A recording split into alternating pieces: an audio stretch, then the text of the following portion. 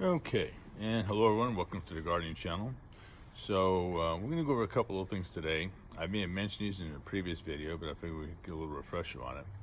So today's kind of cloudy out, and we're going to talk about soils and how you have to be careful with your watering.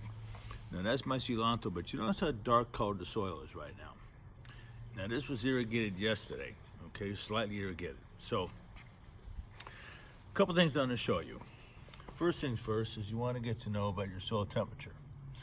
And right now our soil temperature is about 63 degrees. So it's warming up pretty nicely, okay? Also, I have this really cool little gauge right here that I really rely on a lot for light. And I'll move each one of these little buttons so you can see just how it impacts it. Okay, here we have light. And we have our moisture. You see where it's light, wet, nutrient.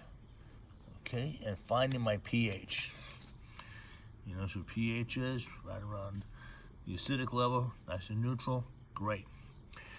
So why am I bringing all this up? Well, it's kind of cloudy right now. And we have plenty of available moisture inside of the soil. So you really don't need to add much moisture to the soil right now for the root system to pick up. Also, when you're working with plant material, there are several ways that moisture is lost. First of all, you have it lost to evaporation, which is moisture lost from the soil. Okay, and it just goes out into the air, and it goes from it just leaves the soil in a gas form. Then you have what's known as transpirational water loss, and that is moisture lost through the leaves. Okay, and again, it's lost in the form of a gas. And finally, you have what is known as evapotranspiration loss. We have a combination of evaporation from the soil and transpirational loss from the leaf. Well, today is pretty cloudy out, which means I'm not losing any moisture.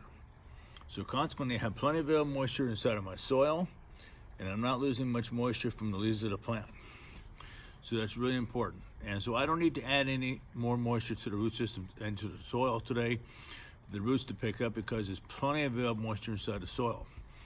And again, using my handy little gauge here, you can find that out by simply pushing this to moisture.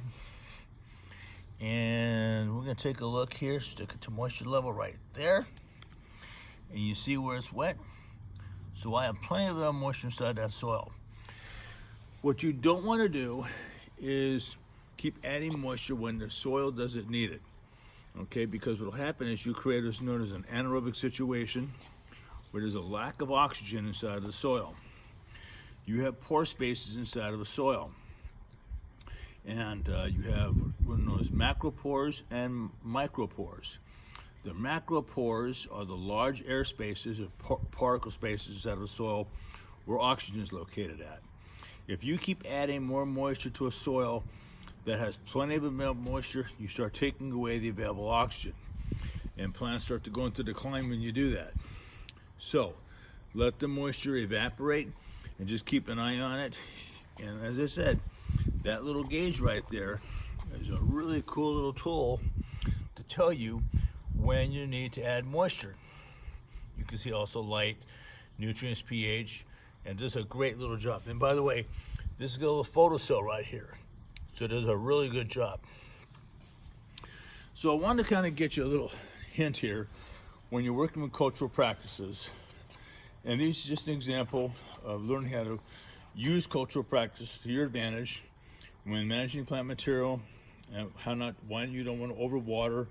And once the plants are getting a little more established, such as the zucchini, start learning to become familiar with the soil and not overwater, and just want to maintain that nice equilibrium and have available moisture inside the soil. And when you have cool, cloudy days such as today, water loss again, that would be the transpirational water loss to the leaf, and the evaporation loss to the soil. And then when you have your combination of the evapotranspiration of moisture loss to the soil and to the leaf, when you have no available moisture left inside the soil, that's when the plant starts going into a wilt. So just be aware of how to manage your soil and your moisture content, and that'll help you a lot when it comes to maintain your vegetable garden. Okay, so I thought I'd put that out there for you.